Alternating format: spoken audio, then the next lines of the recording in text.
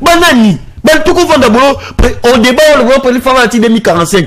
Les gens qui sont morts à 59, est-ce que ma fait là? À la poteau, à la botanique ou non? Toi, tu as à 59. Ma fait là, il va pareil, belé, belé, collaborer pour la martyre à indépendance. Pays les bango, la couleur, la constitution des Zana. Constitution a publié en année. Tu ne connais même pas la date de la publication de la constitution. Mais tu parles, tu connais même pas la date. Quelle constitution que tu veux me parler? La constitution de la date. Tu as publié à quelle date? Ah, tu deviens l'enseignant ou bien c'est toi qui a... Il y a même chose dans la police. Pardon, Osungate. Il y a même chose dans la police de débat. Réponds à cette question. Non, je ne peux pas te répondre à la question de la police de débat. Tu réponds. Non, moi je ne suis pas là pour te répondre. Tu vois cette cravate, je la lève directement, j'adhère à l'Union. Non, mais je n'ai pas besoin que tu viennes. Tu tiens au service M23. Moi, je vois comment, même si tu t'adhères, ça va servir quoi? J'arrête. La constitution a été publiée. Même si tu n'arrêtes pas la politique, tu n'es pas crédible dans la politique. Tu n'es pas crédible, tu n'as même pas la base, même si on voit sur le débat. Tu as une idée, tu n'as même pas la base. Même si tu ne t'adhères pas, même si tu la question à Tounier. Il parle de les élections, mais il ne sait même pas la date qu'on a publié la constitution. Qu'on a promulgué cette constitution. Allez bien, Oti. Imaginez-vous que la situation est ça qu'a bonné toza bonaka chamboka. Toi, je connais 2028. Situation est ça qu'a bonné toza bonné lundi. Situation en 2028 toza bonné. Élection au sein de l'année. C'est bien de ça. C'est la raison pour laquelle les chefs de l'État s'impliquent. Merci. Dans la psychologie, les mêmes bateaux besoin de combien d'élections? On a besoin d'alimenter rébellion. C'est pathétique. Ce qui est rébellion, c'est guerre de silité. Élection cause la terre, cause la ndengeni. Mais ce que nous voulons, chef de l'État mandat n'a défini dans la constitution. La constitution c'est une loi suprême. Mais elle est beau sol, elle est guidée. Mboka la mpona ko tambola. Chef de l'État a un mandat mibal. Et moko renouvelable, c'est-à-dire deux mandats. Ce qui mandat exact, mandat de sili, dans le contexte tozalango, élection cause la terre. Mais 2028, c'est le peuple qui a déjà décidé qu'il y ait une continuité. Il y a son excellence, il n'y aura pas les élections en 2028. Non, mais voilà. C'est là où je dis qu'il faut tout ça la pompage. Il faut tout ça la pompage, il y a analyse. En 2028, élection pour qui encore? Parce que la personne qui est là, c'est lui que le peuple attendait comme si son terre promise. Quand il nous fait déjà encore autres RDC avec États-Unis d'Amérique, il y a Gilles sur les minéraux et le Congo sera l'Allemagne d'Afrique. Et pourquoi encore aller aux élections? Tous là, comme Jean-Marc Kabonde avait dit une fois, il était inspiré pour dire que non, IDP ça va tirer à pouvoir tina arriver à Jésus-Christ. C'est là où nous tendons. Il n'y aura pas les élections en 2020. Nous avons match des triqué, il faut tout bourrer. On match des triqué, ma casse pour bourrer. Nous avons dit ça, où tu occupes na machine dans la quartier toi. Oh, il y a moitié. Parce qu'il s'agit de ça.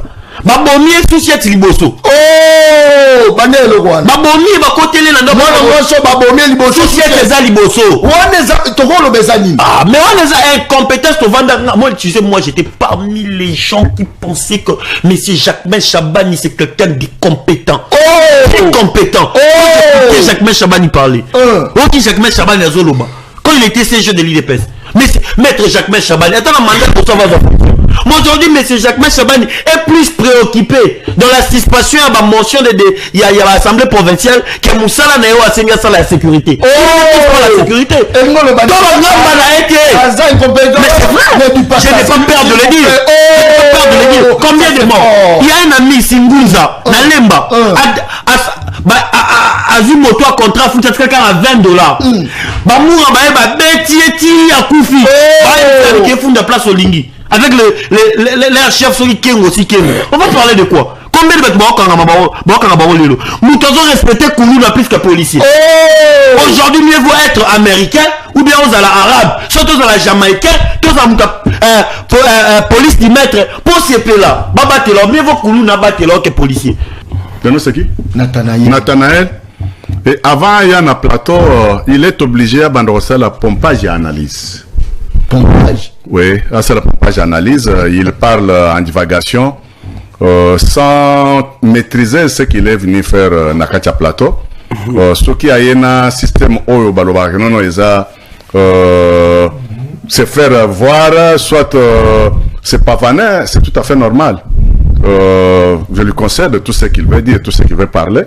Mais quand Joseph Kabila était ici, il y a Zakawapi.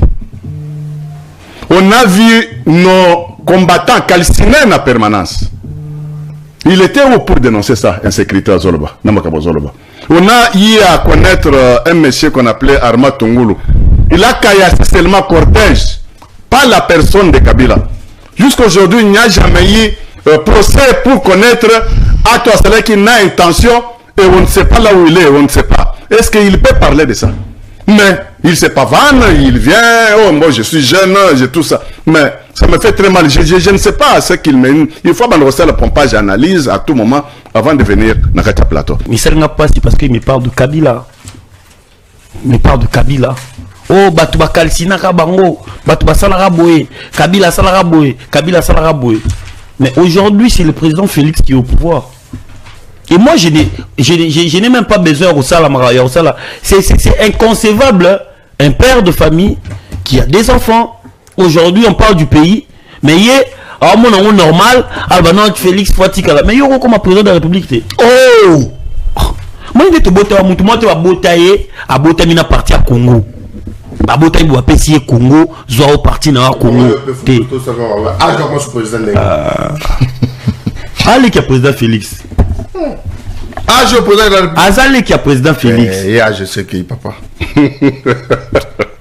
C'est pour dire. Or, Bissoumana Barumba, c'est pour la toute première fois, gouverneur à Kinshasa, voisin à Barabarumbu, pour Daniel Bombay par la Bangola Kindu, plateau, Bissoumana Barumbu. Mais tu as vu si la maman Barumba, ma Jeanne. Mais tout le monde change à l'école la matin. Il y a un moment où tu Tambela. Moutoya, papa à Bumba. À ta famille, à papa à Bumba. Ah, quoi, c'est plutôt toi qui es là, nous connaissons. On a pas ce que. Oh, yo, ça a encore. Mais tu as que nous connaissons, maman Marthe, pas ça, la ligne, oh! Mais est-ce que l'énergie au tché, oh, yo? N'est pas dans le pour ça. Il faut l'autre la ngopé de Kouchatini Ngobila. Énergie au tché, oh, n'est pas dans la rigueur. Tant que le président Félix. Je ne te retrouve pas malheureusement. Ben oui, il ne faut pas me retrouver. Oh, tu retrouvé raté. Parce que c'est simple. Le débat peut prendre fin maintenant. Parce que Gaston Piana, il prend la défense du régime. Ce sont les gens qui pensent que le chef fait bien, mais l'entourage n'a pas amadé. Moi, il y a moins de personnes quand ça lui arrange. Moi, je suis pas. Voilà pourquoi je dis souvent, Bisso Jeunesse Extra Système, tout match ils a triqué. Au moins, il y a un avant Ndeko Gaston est la représentation des avantages que le pouvoir accorde à ceux qui les servent. Moi, je suis la représentation de la jeunesse, de la population qui vit dans la misère. Pour quatre débats. Au moins, santé à Ndeko Gaston. Oh! Et ça, avantage au pouvoir et paix ça. Santé dans les populations qui vivent ici. Mais de pareils débats, malheureusement, santé. Je vous dis quoi? Non. On appelle ça en pédagogie. Non. C'est une émission pédagogique. Non. Les illustrations parfaites. C'est-à-dire quoi? Tu vois la capacité. Comment Ndeko Gaston. Non, oui, laissez. Ndeko Gaston a une très bonne santé plus que moi. Je peux répondre, oui. Vous avez attaqué Bumba. Il attaque Bumba, mais c'est Bumba qui les paye. C'est ça, c'est ça, maintenant. Ma fanatique. Ndeko John. Ngai, ceux qui nous ont collaboré dans le ministre provincial, n'attendons pas ma patente. Mais n'a pas sous exemple, pour voir qui était et pas dans la Barumbu, bande de bâtons, on a suscité Banzala sur Bumba Kangat. Si on a la bataille. Mais qui gère les finances de la province? C'est pas ton ministre. Moi, je ne chiffre pas par procuration. Mais attendez, qui gère non, gérer nos finances à province. Finances à province. Magloire Kabemba. C'est pas ton ministre. Non, Magloire Kabemba. C'est pas ton ministre qui gère. Magloire Kabemba. Maintenant, dis-moi, qui te paye? Et puis tu dis Boumba est incompétent. C'est par ricochet, tu dis que ton ministre est incompétent. Sois sérieux. Quel est le combat? Mais il peut aussi l'être. Ah, mais démission, tu travailles avec les compétents. Pourquoi? Démission? Oh, tu travailles avec les compétents, tu es cohérent. Tu ne maîtrises pas, tu me ah, moi, comme tu ne maîtrises pas. Est-ce que c'est ça les débats que ah, comme c'est ça les débats qu'on nous fait faire. Sois cohérent. Qui ça? Moi. Qui? Avec le président Félix Sélection. Qui? Merci beaucoup. Très bien. Rapidement, tu as trompé ici. Non, aux entrepreneurs. Merci. Tu n'as même pas 15 personnes même dans ton quartier. Merci beaucoup. Tu n'as même pas là-bas. Quelle élection? Merci beaucoup. Même conseil communal au cours du matin. Mais ça me fait très mal. Très bien, merci. Même conseil communal au cours du matin. Conseiller communal. Très bien. Merci. Conseiller communal. Merci beaucoup. Conseiller communal. S'il vous plaît. Quand je dis communal, j'aime bien dans le cadre. Obi même conseiller, moi, communauté. Il ne sera même pas conseiller dans la communale. Même la quartier, même chef d'avenir. Il faut pas dire conseiller. Tu n'es pas crédible. Même dans la quartier, on est crédible. Conseiller communal. Même la quartier, même chef d'avenir, tu n'es même pas. Tu dois conseiller communal. Tu dois conseiller communal. Voilà, merci beaucoup Mokolo Elamo Nabino Balanda, une très grande émission la dimension il y a continent d'Asie Bolimbisi, tout ça vraiment en direct. J'espère que les amants attention, ce bateau comprendre la philosophie, ça passe toujours comme ça. Ça c'est très bien. Je crois que l'AFC M23 intensifie ses attaques. L'armée dénonce les violences des engagements de Doha et Washington. Je crois que Zali Solo Toromika Kobeta Mokolo Malelo Nakati à plateau émission Le Peuple Parle. Impact ceux qui président Israël aillé dans la ville province de Kinshasa ou soit la République démocratique du Congo. Est-ce que vous avez un impact tout est Zali Solo Torobeta Mokolo Malelo balabala kolemba te kolobela komilobela yemoko balabala kolemba te botala mai o régie des eaux aza kotindela biso mai o régie des eaux aza kotindela biso mai komo bima ya couleur ya bleu bande koza osala pasi tokoloba nini tokolelela banani poso koleleli komona kaka même DG o toza kodenosa kotinda bato bafinga biso to baloba n'importe quoi mais biso toza kosala mosala balabala ata bato bakoloba tokipe bangote soki balabala sa d'investigation et que za yango atoyo ki bato bakoseli makambo yo vandanye lo balabala nde mokonzi vandanye balabala tika kosenga moto émission te atika la te naza ko répéter balabala sengi atika kosenga moto émission te wala ngaite wala balabala te ça c'est très bien. Tozo vivre dans une situation très difficile. Banani baza à la base ya souffrance ya peuple congolais. Banani nani aza la base ya souffrance ya peuple. Pourquoi peuple aza ko souffrir na moka na ye moko. Peuple aza ko souffrir. Peuple aza ko mériter maya boy. Population pendant que bino boza ko mela ba spa. Peuple aza ko mériter maya boy. Afouti facture Nasuka la mo présenter produit à boy. Est-ce que la population congolaise mérite ça? Peuple. Mayango bimarate. Soke bimero bimaba 2 heures, 3 heures. Na molili courez à la rate. Après si ko bota la mayo yazo mela. Bota la maille. Soko lobi chona lobaka. Azakem poli. Il faut ton like sa journaliste voilà. Likambozalité. Likamozate mais toujours le bakabo solo mai ya boye na moka moko ya sérieux. Est-ce que c'est déjà mérite à la kawana en tout cas franchement est-ce que c'est déjà mérite d'être toujours là bande ko ngai toujours kende wapi soko lobi moka zo kufa pour la moyibi bato bandi ko attaquer bakazo ko zo ba la chef de l'état mais son entourage aussi surtout le baté. Mais c'est ça même aider les chefs de l'État. Tokomi kobanga. Tolobate. Baobi kolobate. Omoni population zo boaka salité da caniveau kolobate. Soko lobi ka même population la yena page no bandi ofinga yo. Botala, tchela kanga l'image ne kolanga. Botala, peuple yemoko azo balusa foule, azo balusa boulette ya salité. A profiter pour mou les obeta. Ebele ba fongola même badal la bango ba oyate mona nzela on le ko moni bi nini entreprise ba nye yezo bimabo nye oteli o nini nzambe nanga ozo sota ngo likolo mboka o ba câble ya coureuse alaka ezaka bolumbu non isolé mboka na nde mvule zo beta peuple azotambola likolo insécurité totale nana oloba muto oloba zate.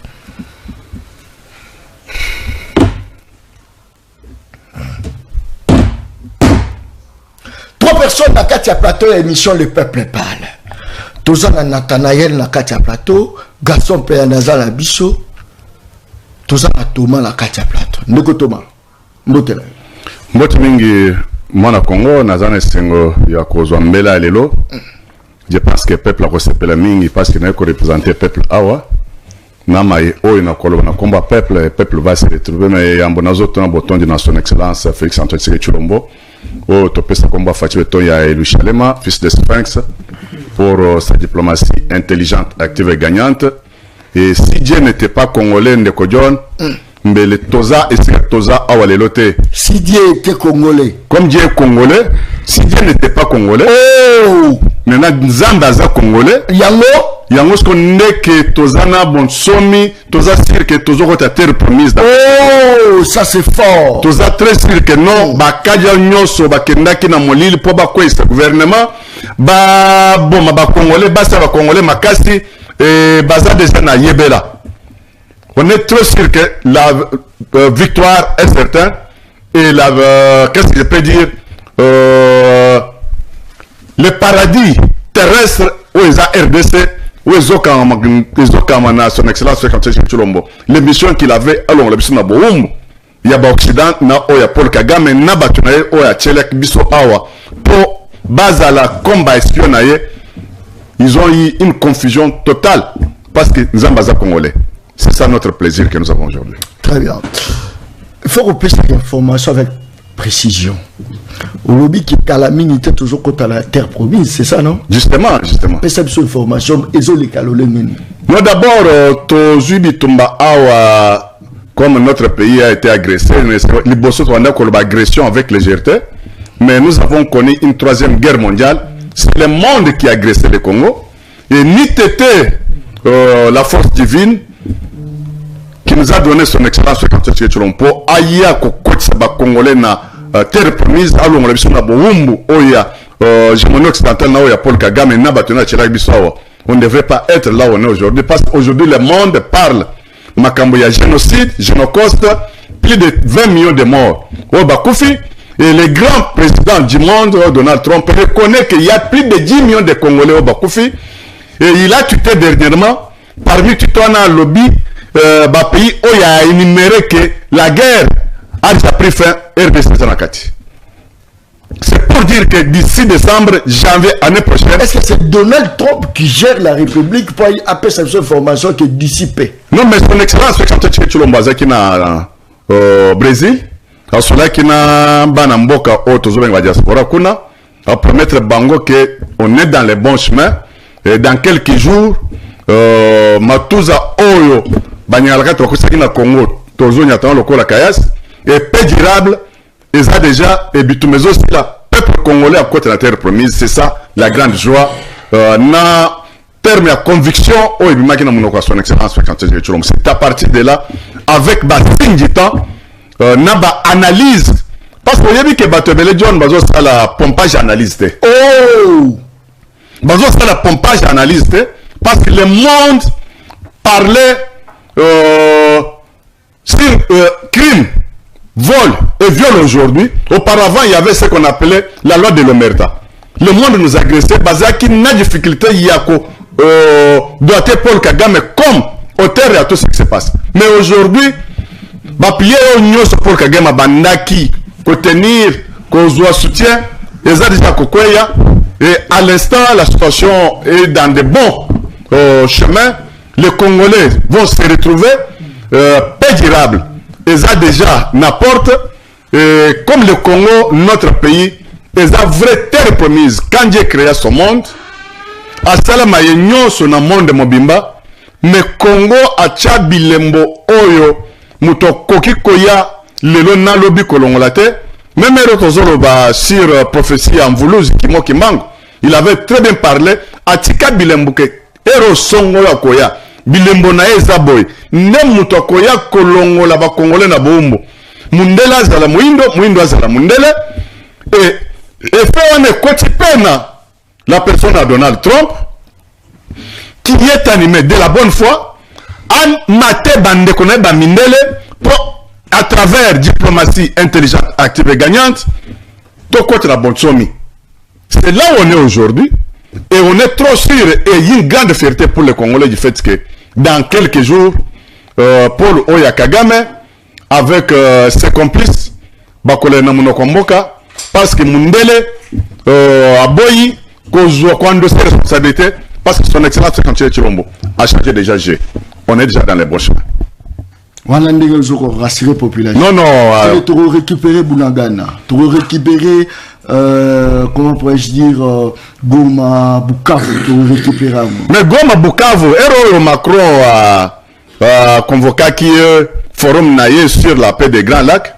Il a vite compris que non, ce qui n'a pas boye situation au Congo, ce qui est échappé naïe, France va tout perdre comme il a perdu dans Mali, dans Burkina Faso, dans Niger, a profité, a récupéré même situation pour dire que non, nazo qui est dans la RDC pour raison humanitaire, mais c'est là qui s'est rebellé pour voir M23 avec ses complices, na ministre des Affaires étrangères, na Ebiko, tout comme on était il y a Rwanda, Oyo, Azo Finga, il est répondait na Macron, ce qui démontrait que M23, les Abananga, comme son excellence disait que Bazaba Pata, c'est le gouvernement rwandais, comme que défendre la thèse de M23. Très bien. Et d'office, nous voyons que non, la diplomatie est très agissante. Merci beaucoup. Je crois que Bélé Bazar en ligne, Bazar Nabiso.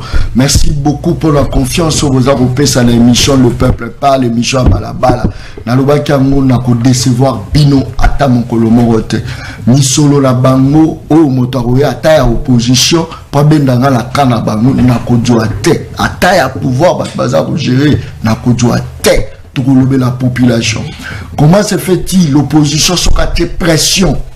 On dit qui peut opposition. Tout ça, na maman et Bazaïba, Aloba président Eli, Aloba moi makamwe belé.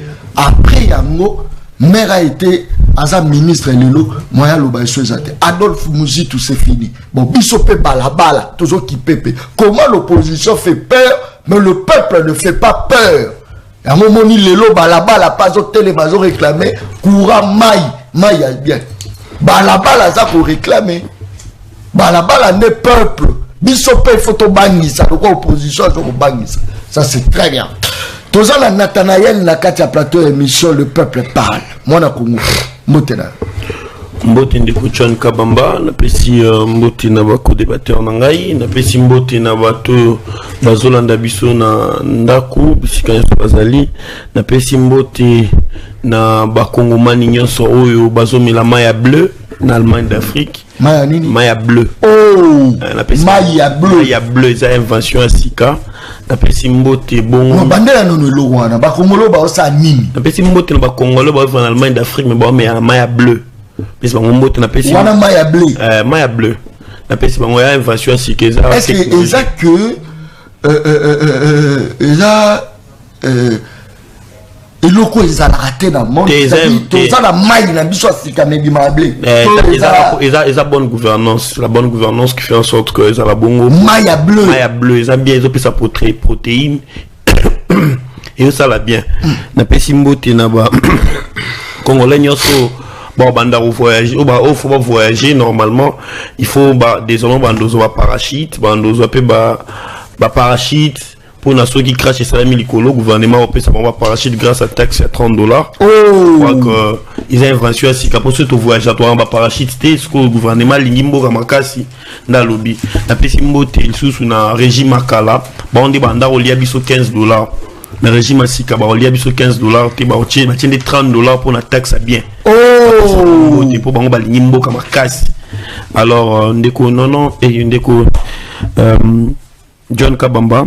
Imbisa na boki journaliste na yo mususu na mesana mingo kende kuna et ça nga passe sur na yoka batunde basala un débat net ndeko na ngai en tout cas c'est un père ah papa ni na papa boy papa te maroza la romo 4 c'est de 3e âge pour entre temps il y a Rosa la Aza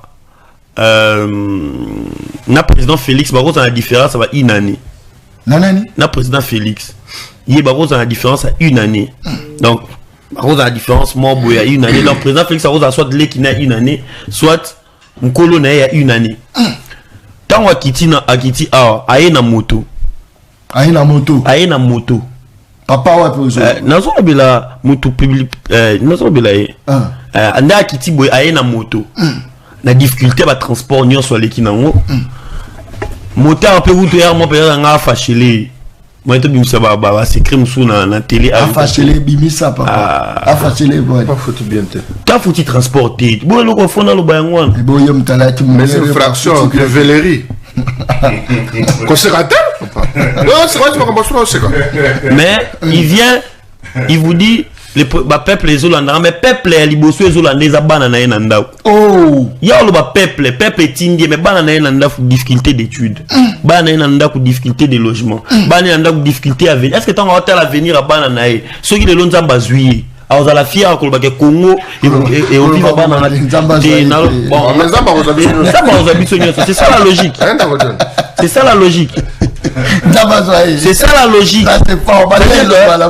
Il y a solo que peuple et bengi mais peuple qui est peuple musique des peuples à liboso ils banana et bananda bakoko. Non seulement ça qui même pas. Mais ce qu'on solo ba président ça bien ni ça bien. Eh moi ba débat boy comment on peut s'en kanda na ça la monter. Pour de tobe ta masolo boy. To kanisa ki na mboka oyo que koloba français za maïle on a tik na loba sous français. Quand je regarde beaucoup ba jeunes bah il faut étudier, il faut faire ceci. Na boya la classe T. Na boya la classe T mais na remarquera que tant ça la débat politique. Tu comprendre sans que l'autre c'est la thèse à passer. Yo oloba awa président Félix ça sali bien président Félix alingi biso président Félix azanani président Félix asali mboka bien tout ça mais sans poser la question moko président Félix azap awa ebate ayi place président azap tout nga ko président Félix azap ayi bide président tu na yo ndo nga o tu na été président Félix azap na minute so ayebi so yebi na continuer sacré c'est Miko. Ah bah, so président. Soit il vient continuer ça, le président. Non, Tozana n'a pas répondre, n'attend d'antenne, il y a la calme, n'a pas répondre. On a la pression, président Azar. Hein? Non, président Azar, ce qu'on appelle Azana privilège, il y a quoi ça, la diplomatie comme il veut. Na koki koloba isikazate parce que il peut être un envoyé à M23. Hein? Non, il peut être un envoyé à M23. On a l'Oba, M23 va la président Isikazali. Non, je ne peux pas le dire. Je suis un politique, je suis un cadre politique. Et je suis ce qu'on appelle comment encore un vertébré. Je suis un homme d'État. Je ne peux pas passer dans les médias comme un cadre de presse, un communicateur du chef de l'État. N'a pas de copesse va itinéraire sur chef de l'État. Je ne peux pas communicateur du chef de l'État. Je ne peux pas faire ça. Le chef de l'État ne peut pas avoir de communicateur parce que c'est une institution. Non. Oh, mais toi tu dis que tu es communicateur du chef d'État, toi tu es un officiel. Privé. Ah, un officiel privé. Je suis privé, je suis officiel, je suis privé. Je suis cadre de presse au nom de bon fonctionnement, au nom de la bonne gestion de son excellence au nom de la diplomatie gagnante, intelligente, active. Et je suis là pour qu'on paie sa peuple. Comment la diplomatie est en train de tourner? Comment Banyangala Kata Oyo, il y a Paul Kagame avec Kabila M23, c'est là on est aujourd'hui. Président Félix Azar. Non, je ne peux pas te dire, c'est un piège. C'est un piège. Non, c'est un piège.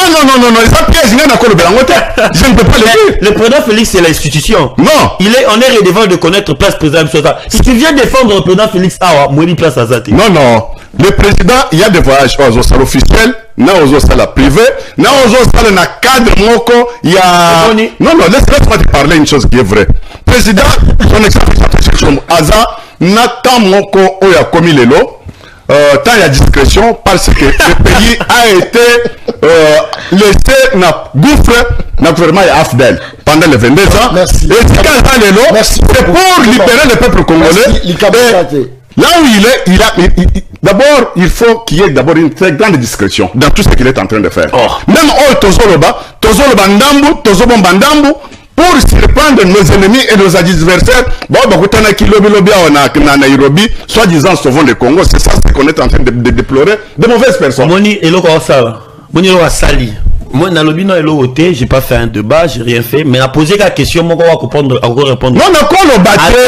peux pas dire. Parce que a la logique ya papa au ba échoué dans la classe. C'est-à-dire il y a l'échec mais quand tu as bossé ça moi quand j'étais là, moi j'étais toujours le premier de la classe. Après c'est devoir en maths moi on a eu 0. C'est pas le professeur qui comprend mal. C'est ça. C'est-à-dire qu'il va poser une question sur le président, c'est-à-dire c'est une information. L'institution président de la République, les informations, au Wapibi, surtout photo Yéba. Soit, président des États-Unis, président Zaki na Brésil, président Zaki na France, président Zaki na Belgique. Je peux te dire seulement que dans le week-end, le président a passé les bons moments avec Donald Trump. Ils ont fait une très grande prière pour la délivrance à Congo. Et Batikele Maloba, c'est toi qui vas amener la population congolaise à la promise. C'est ça qui est important. Dego John, s'il vous plaît. J'ai fini avec mon temps d'antenne. Il a dit un truc très capital. Ça, c'est la bêtise. Quand on laisse passer comme ça. Il dit le président Félix est venu avec les hommes de Dieu pour prier. Donc, Marcelo Azate, Émile Sia Azate. Donc, Bisso, tu vas vendre Boué, tu vas débat, président Félix Azate, voici l'homme à Azate, pasteur Azate, tu vas espérer ma prière. Ça c'est une bêtise. Mais le pays appartient à Dieu. Le pays appartient à Dieu. L'élévation vient ni de l'Occident ni de l'Orient. L'élévation vient de l'Éternel. Même Kabila, Merci beaucoup. Très bien. Merci. Très bien. Merci. Non. Micro na ezao kam. Toke rapide. Aza awa abosa na ke Congo za un état laïque.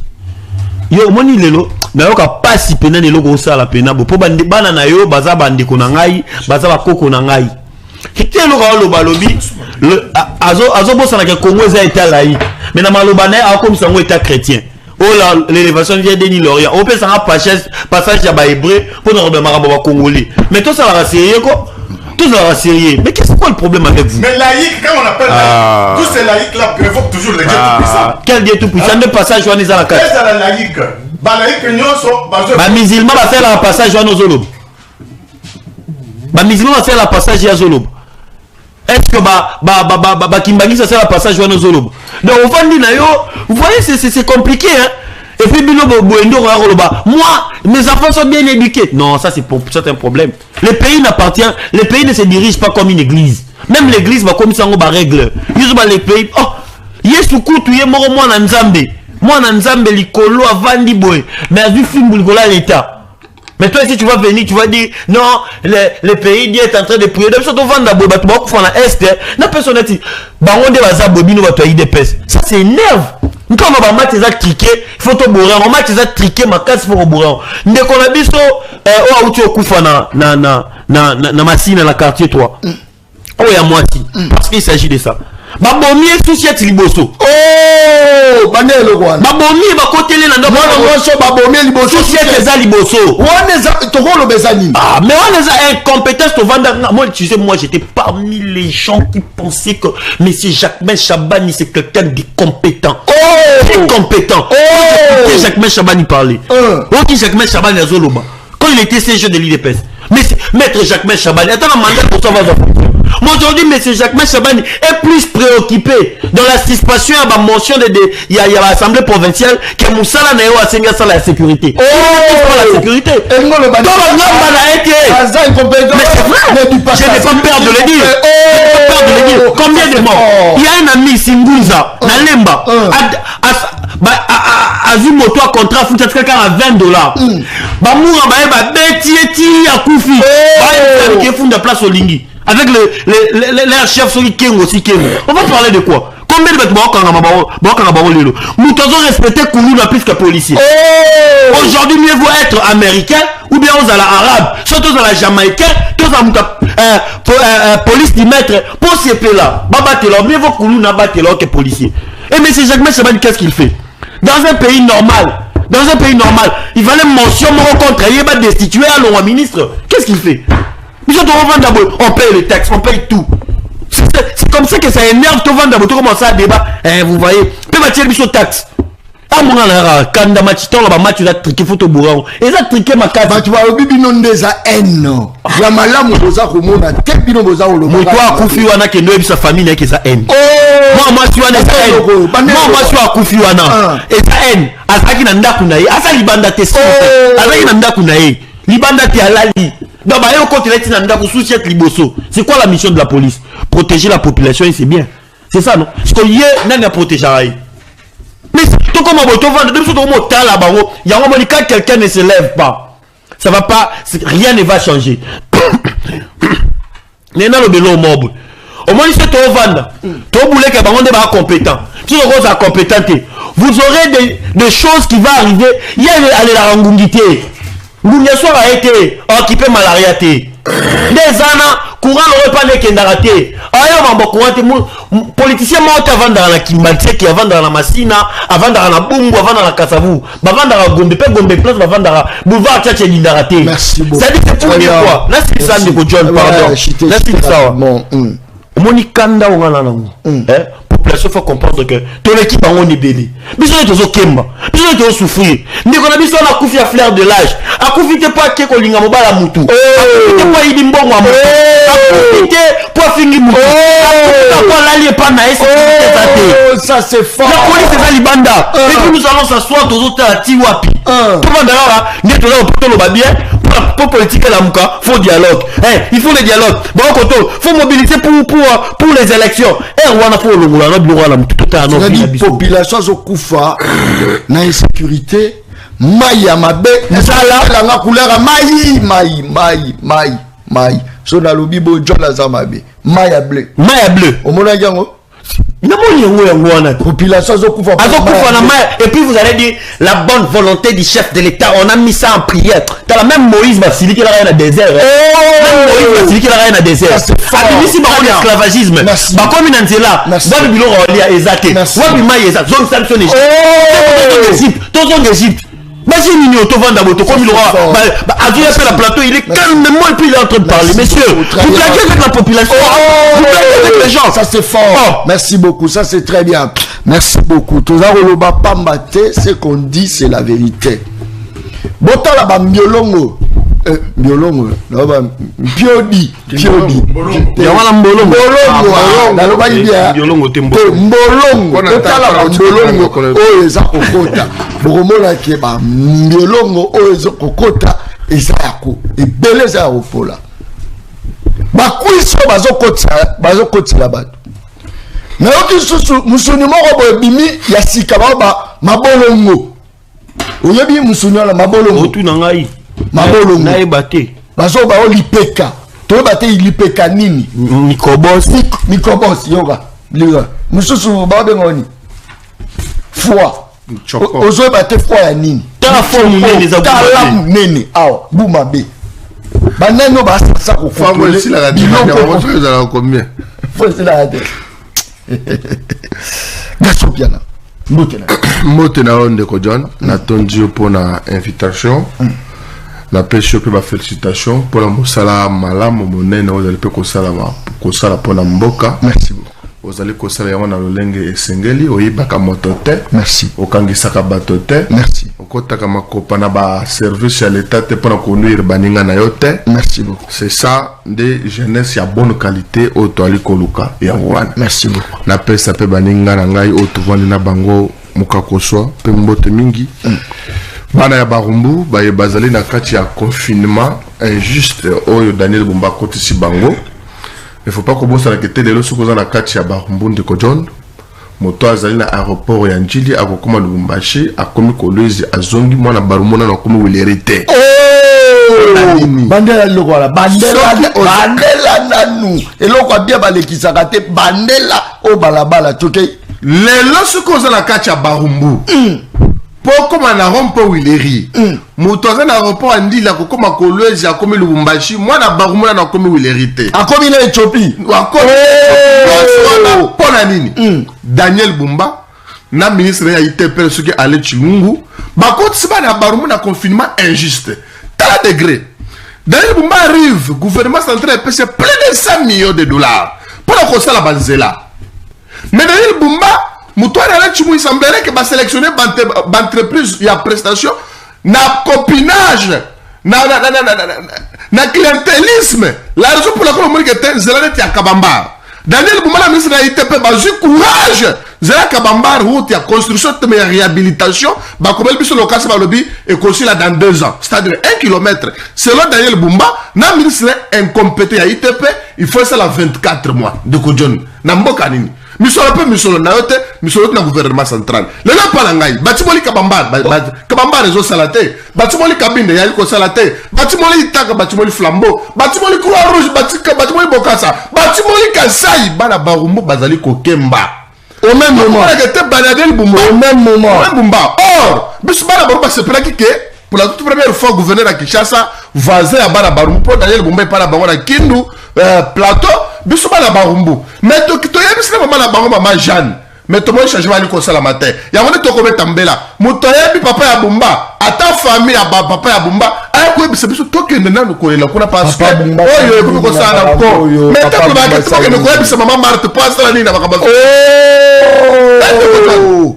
Parce que les injustices, moi, quand on a été, elles ont exagéré.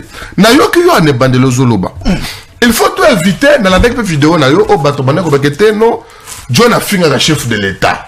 Biso tozali ba oyo ndeko John wa encourageaka été to lo ba réalisation atata mon congé kolo ataka aux arts mutu ya régime té. Très bien. Aux arts parmi ba journaliste au ba pesa ka plateau na bango ya offert. Merci. Pour na kolo bela atata mon congé mboka or le plateau n'est pas plateau l'équipe a plateau belé na Kinshasa. Mais tout le barré au fait, au foot à recours, mais sur le thème. Mais on n'est pas tout le monde. Je suis le coordonnateur radio collectif, communicateur, non, je suis union sacrée. Maintenant, Lélo, non, John, Azo Finga, chef de l'État, non. Quand on met la piège, n'a pas monté. Très bien. Bali, qu'on le connaît pas, parce que pas travailler dans le service, oui, toi, il est bangot.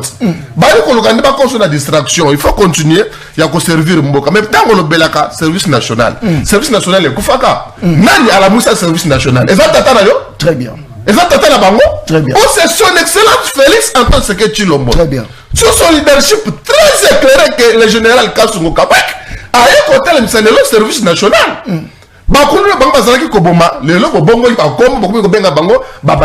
C'est ça une nation que nous voulons. Parce que même dans la union sacrée, ma communauté c'est que ma moteur de Kodjon. Tala l'élo élection constat à mon bureau, il y a assemblée nationale. Boji. Oh! Boji Sangara. Et même Boji Sangara. Azalaki ministre ya budget. Très bien. Tant que ministre ya budget, balongo lié. T'as la degré. Pour tout le monde, pas de ce que tu as Adolphe Mouzito, Asali Akotsi Batunaye, Azamuta tribalisme, Azamuta chef de l'État. Ah, il faut qu'on précise que tu Adolphe Mouzito, Moutachaki Batouanate. Adolphe Mouzito a dit qu'on travaille dans le chef de l'État. Et Zali, même bon, je m'outou à cause qui Batouana. Il ne faut pas qu'on cherche à déstabiliser Adolphe Mouzito. Moutou a une réforme belène d'Irkab Blanchard Mongomba. T'as là, c'est un exemple. Mouzito n'a aimé Boji. Bassali remise reprise le 12 août. Mais, Moutou, oh, la salle remise reprise le 12 août. A nommé Batou, l'administration à budget, à Tiki Bango. L'homme peut-être, il y a déjà passé par le Ngolio, mais on nomme Batou. Est-ce que Moutouana a zali modèle? Et même Boji Sangar. On soit le ministre, mais on sali ma commun, ma copain, na ma copine, na balankasi na yo, on tiki na budget. Liste wana, ezali ma preuve, ezali. Kende na kabila Mouzito. Na bande ko comprendre. C'est là, nando comprendre, mais non comprendre te. Oza o kotibo, bimi bo, bokotibo. Ozu minute belé, mais na tout non moto na te, hein. Bon, tu as c'est ma caméra aimé Bochika. C'est un budget pour comprendre. Ah, vous avez la dossier Zali Boye Ndekonanga John Kabam. Aimé Boch Balongolier, ministre, il y a budget. Pourtant, autour de la Aimé Boch Azali tout, sauf sérieux. Aimé Boch n'est pas un gestionnaire orthodoxe. Aimé Boch n'est pas crédible. Balongolier, ministre, il y a budget. Bozo, ça la remise de prise le 12 août. Mais même le 12 août, on nomme Batoubatika le compte dans le ministère du budget. Est-ce que nous avons un modèle? Tala Chikoyo. Zoa. Oh, il y a une loi de finances numéro 24, bar 011 du 20 décembre 2024 pour l'exercice 2025. Loi de finances, Nabiso, Otali Kosa de la Yango Zoa. Vous remarquerez que, et même moi j'attends que le ministre du budget, Moutou Azali comptable de la République, Moutou Azali censé constat de répartition à M. Laba Congolais, Ami Kabole Misolo a créé, a association na ABES association génération et même Sagara à côté si on a budget à l'état pose ka biso la l'état bandelo wana bandela eloko wana Gaston bandela bandela eloko wana vous constatez avec moi que et même Sagara oyo azalaki comptable de la République ministre à budget oyo azali censé ko ça reprocher sur l'état a créé structure na génération et même Sagara à côté si yango na budget à l'état de la prévention pour azwaka misolo talanet awa oza ba preuve ba preuve talanet awa aboyi makambo intervention économique spécialisée au ministère de l'agriculture tala misolo ba pesa ki azwa yango tala numéro 347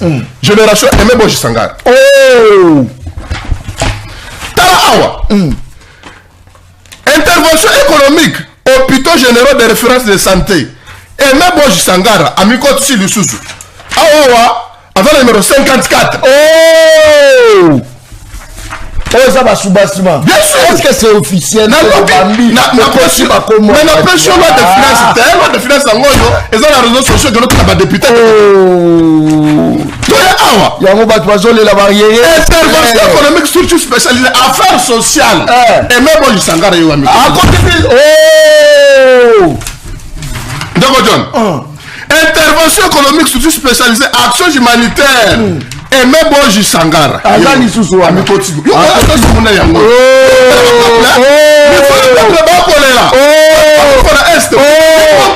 amitié azwaka misolo oyo merci yango intervention économique spécialisée ministère ya jeunesse mais ntango tozodénonce boye bango mpona koluka diversion bakokende koluka bajournale bakeye koluka banti patriote bayeko ono tozobuza chef de l'état ntango tozobuza chef de l'état ye oyo misolo ya bakongole mpona moni ato bakete akomaki me misolo ebimaki te misolo ebima te yokoboya misolo eza na loi de finance tokozobaki te lelo tolingi tokoza mboka ete bato bali crédible te esengeli kotia bango mosika merci beaucoup très bien moto asali boye nanga oyo na dénonce ke mai eza bleu nanga na ye nani alingi mboka nani alingi chef de l'état moto ya boye yango nde boza koyoka baentreprise bato baza kolela barriere bamisolo eza kokende parallèlement bato bazozela tofutamaka te tosalaka boye te soko lobi bo soki eza yango ezali yango de finance wana topekisi mpe kosala fondation te mais écoute ndeko John kosala na taela aza soki juriste soki ozosala asbel na yo il faut se spécialiser ya domaine moko mais okomonaka bon jie moko aza na santé bon jie moko aza na jeunesse bon jie moko aza na affaire sociale bon jie moko aza na action humanitaire bon jie moko aza na ministère ya agriculture et art bon jie moko aza na baministère nyonso ya tie po azwaka misolo est ce que mboka ngo eza tata to ya mama ya boche. Merci beaucoup, merci. Voilà, j'espère que l'attaque AFC M23 a continué toujours l'attaque sur terrain pendant que l'engagement y a Doha, dans Washington et Zalaki déjà ils ont déjà bien, mais qu'est-ce qui ne va pas dans la négociation Nathanaël Malobonga. Merci beaucoup John Kabamba. À débattre dans Gaston Piana, mais vous remarquez le mot capital à 15 minutes ou 7 ou 10 minutes à l'obéli Aimé Boji. À l'obéli population, oh monsieur le maman, je connais ton à l'obéli Aimé Boji. L'obéli population, monsieur le maman.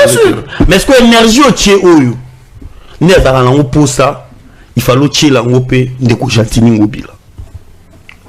Énergie c'est oh ne faut pas na rigueur tant que le président Félix je ne te retrouve pas malheureusement. Ben oui, il faut pas me retrouver. Oh, se retrouver raté parce que c'est simple, le débat peut prendre fin maintenant parce que Ndeko Gaston Piana il prend la défense du régime. Ce sont les gens qui pensent que le chef fait bien mais bah entourage n'a pas amadé. Moi il y a moins de personnes on dans Mamboka quand ça lui arrange. Moi je suis pas, voilà pourquoi je dis souvent Biso jeunesse extra système tout match ils a triqué. Au moins n'ingane na avant du boy. Ndeko Gaston est la représentation des avantages de que le pouvoir accorde à ceux qui le servent. Moi, je suis la représentation de la jeunesse, de la population qui vit dans la misère. Pour quatre débats. Au moni santé en déco Gaston. Oh! Et ça, avantage que le pouvoir il paie ça. Santé dans les populations à vivre ici. Mais des pareils débats, malheureusement, santé. Je vous dis quoi? Non. On appelle ça en pédagogie. Non. C'est une émission pédagogique. Non. Les illustrations parfaites. C'est-à-dire quoi? Tu vois la capacité. Comment Neko Gaston a une très bonne santé plus que moi. Selon toi? Non, mais c'est vrai, non? Mais tu n'es pas un médecin, malheureusement. Non, s'il vous plaît. C'est-à-dire quoi? Quand vous regardez Neko Gaston... Attends, moi je suis pas venu ici pour ça. S'il vous plaît, quel peuple vous parlez? Quel peuple vous parlez? Quel peuple? Tu as besoin de faire du belge, je peux non, moi je suis pas venu ici pour ça. Moi je parle directement. Non, s'il vous plaît. Peut-être, hein? Que tu fais là du buzz là, tu penses que non, hein, les gens sont très contents de toi. Non, écoute, tu te tues politiquement. Moi je suis un leader. Lorsqu'on parle du président Félix, on parle de moi. Ne minimisez pas la jeunesse, s'il vous plaît. Je suis pas un communicateur. S'il vous plaît, je suis pas un communicateur comme vous. Vous partez dans des bureaux, quémandez les avantages, on vous donne de miettes pour passer à la télé. Je suis le porteur de la voix de ceux qui souffrent. Vous comprenez? Tika non. Mais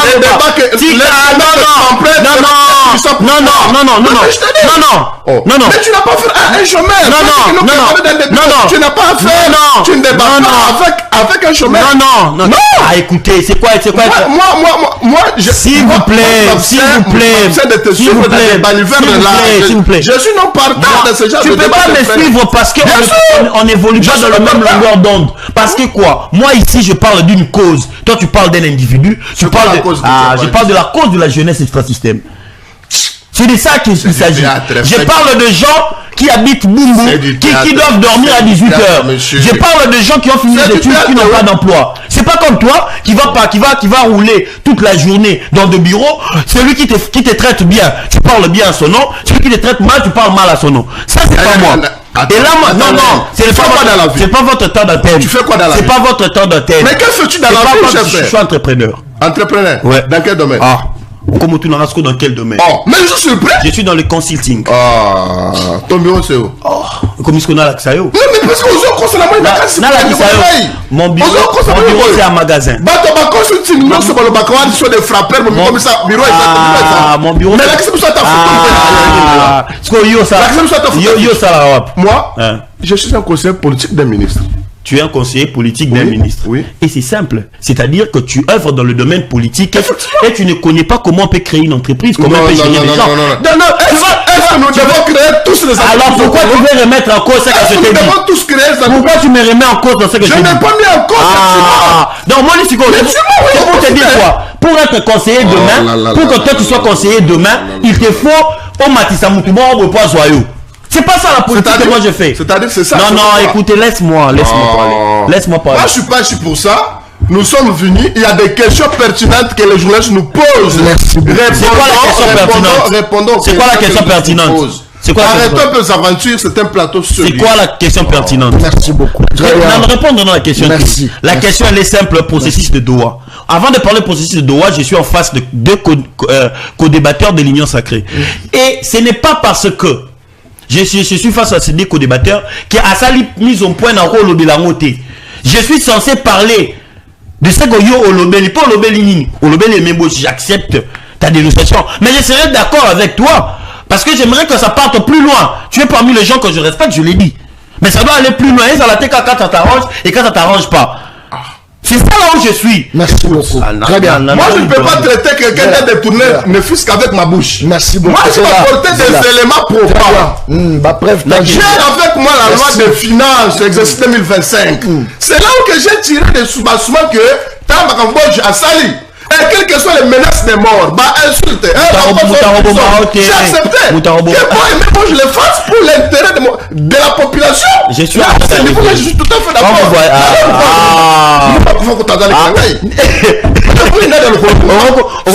Aujourd'hui, ça tous de dire j'ai avec moi la loi des finances. Les honorables députés, passant la loi des finances,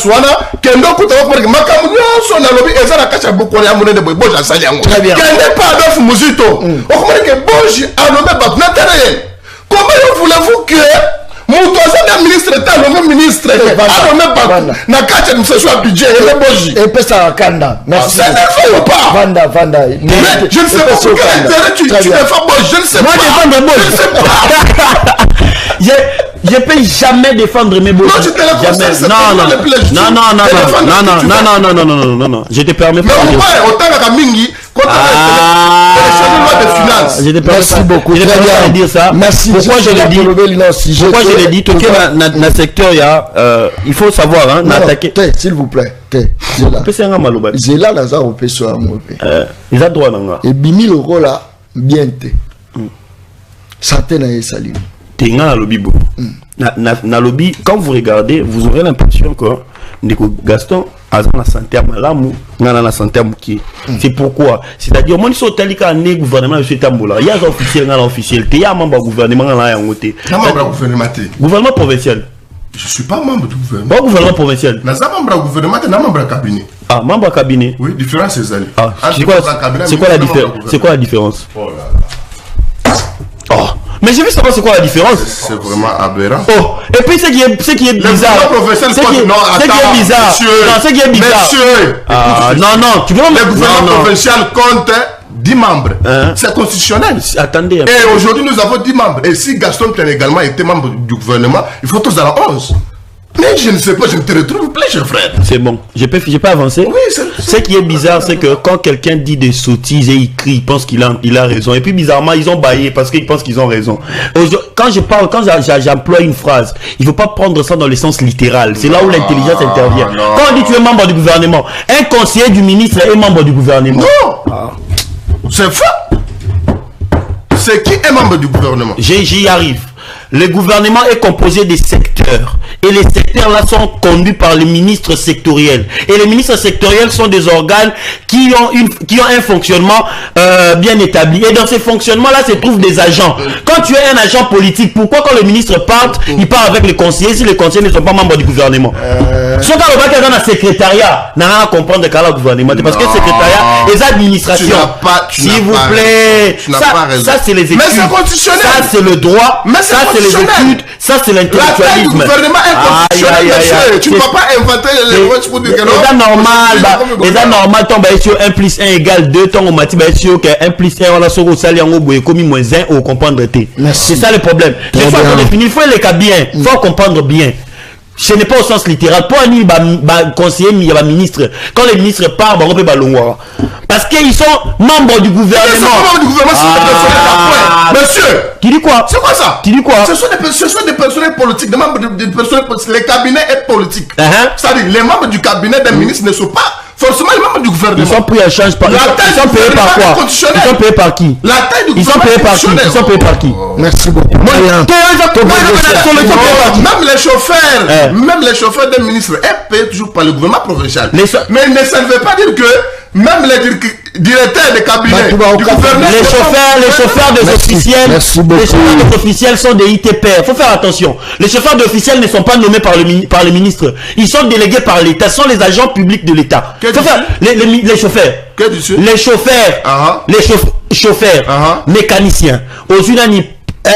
Garde, bazala rabatto ministre, t'es bazar engagé dans l'État. Je dis soit payé par qui? Sois calme. Mais les conseillers ont le mandat même que le ministre. C'est-à-dire quand le ministre part et il part, mais les chauffeurs ne partent pas. Les chauffeurs restent avec le ministre. Quand le ministre tombe, les chauffeurs ne partent pas. Les chauffeurs amènent la voiture à l'État. Parce que les chauffeurs on l'affecte au dernier. Les chauffeurs on l'affecte pas au ministre. Merci beaucoup. Merci ça. Chauffeur, ils ont contribué.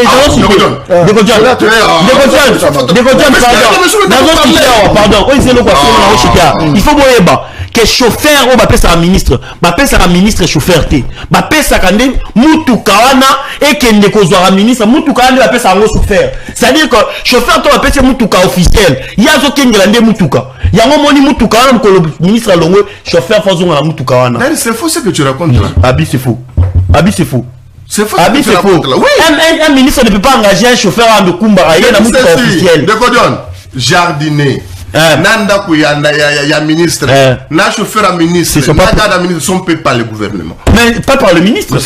Oh là là là. Mais c'est ça. Mais les conseils des ministres ne sont pas payés. Mais c'est là où je te dis que lorsque le ministre part, ces agents-là sont des fonctionnaires de l'État. Le conseil de Godon. Merci beaucoup. Très bien. Merci. Bonjour Ndeko John, Nalingi Nayeba. S'il vous plaît. Lumumba il est Merci beaucoup. Likambo Santé, ça c'est très bien. Bonjour Ndeko John, Nalingi Nayeba. Monsieur Gaston Azoko attaqué Bumba tant que lui-même collabore avec un ministre nommé par Bumba. Un incompétent peut nommer qu'un membre comme lui. Asalela Age Aye Clever Bikaba de Pekimanteke. C'est l'incohérence. Ozoro attaqué Bumba. Je peux répondre, oui. Ozoro attaqué Bumba. Il attaque Bumba, mais c'est Bumba qui les paye. C'est ça, c'est ça. Maintenant, fanatique. Ndeko John. Ngai, ceux qui nous ont collaboré avec le ministre provincial, n'attendons pas ma patente. Mais n'a pas sous exemple pour voir que tu et pas dans la Barumbu, bande de bâtiment dans ce bazar de Bumba Kangat. Si on a la bataille. Mais qui gère le finance de la province? C'est pas ton ministre. Moi, je ne chiffre pas par procuration. Mais attendez, qui gère non, gérer nos finances à province. Finance à province. Magloire Kabemba. C'est pas ton ministre. Non, Magloire Kabemba. C'est pas ton ministre qui gère. Magloire Kabemba. Maintenant dis-moi qui te paye. C'est le gouvernement provincial qui le paye. C'est Bumba qui le paye. Mais il vient ici. Toi, tu participes à la destruction de la ville. C'est l'État. Non. Oh, tu parles. Non, tu m'expliques quoi? Je t'explique. Tu es fonctionnaire de l'État. C'est l'État qui te paye. Oui. Mais quand l'État me conduit, tu ne peux pas toujours acclamer. Mais il y a des faits qui sont là. Kabama n'est pas dans les athées. Ce qu'on est incompétent. Mais c'est le gouverneur de la ville. Le gouverneur de la ville. Oui. Le gouverneur de la ville, il est assis avec qui? Il travaille avec qui? Ils n'ont pas de conseil. Je dis ceci. Même à ce qui concerne le finance de la ville, le gouverneur est l'ordonnateur principal. Merci. Vous comprenez? Donc son ministre fait partie. Donc toi tu es payé à l'intérieur. Mais c'est quelle est cohérence? Si yo, dans yo 2 ans, on le Bumba, au salaire dans le cabinet, un ministre à Bumba, aux conseillers, on le Bumba, mais c'est pas cohérent. Et puis tu dis Bumba est incompétent. C'est par ricochet, tu dis que ton ministre est incompétent. Sois sérieux. Quel est le combat? Mais il peut aussi l'être. Mais démission, tu travailles avec les compétents. Pourquoi? Démission? Tu travailles avec les compétents, tu es incohérent. Tu ne maîtrises pas, tu me comme tu ne maîtrises pas. Est-ce que c'est ça les débats que comme c'est ça les débats qu'on nous fait faire. Sois cohérent. Je le suis. Sois cohérent. Mais démission du gouvernement de Bumba. Tu travailles avec Bumba? Non, je ne travaille pas avec Bumba. Quand tu parles laisser ton ministre au conseil de ministres, Bumba, quand il attend, tu te lèves pas? Moi, je suis déjà vu là-bas. Mais tu es conseiller politique. Mais moi, je suis là-bas. On a plaque hôtel de ville. C'est Bumba. Bumba m'a trouvé avec plaque hôtel de ville. Mais tu n'es plus agent. Tu n'es plus agent. Plaque, il y a ville les arrêts moutoutés. Je suis fonctionnaire. Je suis fonctionnaire de la ville dans une mise en disponibilité. Je suis chef de bureau à DGRK. Ok, on arrive. Avant que Ngobila on arrive. Avant que Bumba on arrive. Aujourd'hui, tu vas transpirer. Je suis là, je suis conforme. Plaque, Bapé Sarango, Moutouté. Plaque, Bafektango, na Moutouka à l'État. Mais bien sûr. Yo, plaque, Moutouka, notamment à l'État. Voilà, écoute, maintenant je t'explique. Explique. Plaque, elle est accompagnée na autre feuille de route. Plaque, parce que mon tour est en course, il y a service. Aujourd'hui, je ne l'ai plus. Est-ce que vous pouvez un hôtel de ville? Non, on l'hôtel. Ah, non, on a seulement. Et ça, l'hôtel de ville. ici. Toi qui t'as la caméra. Toi qui t'as la caméra. Donc, tu as la caméra, toi que le monde.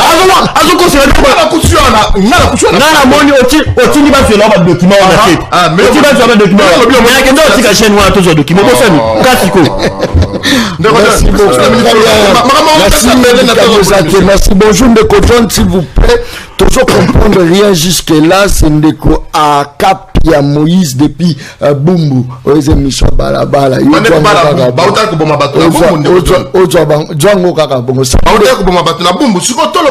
Salut Ndeko John Kabamba, j'aime bien ton émission, mais côté Mbutu. Ça c'est très fort. Il jouait c'est un professionnel mais très efficace. Yolandaka. Na kati ya mission ko se retrouver que tolobe l'insécurité. Olobi iyo, na kati tolobeli chômage, olobi iyo, na kati tolobeli détournement. Yo se retrouver mai na kati.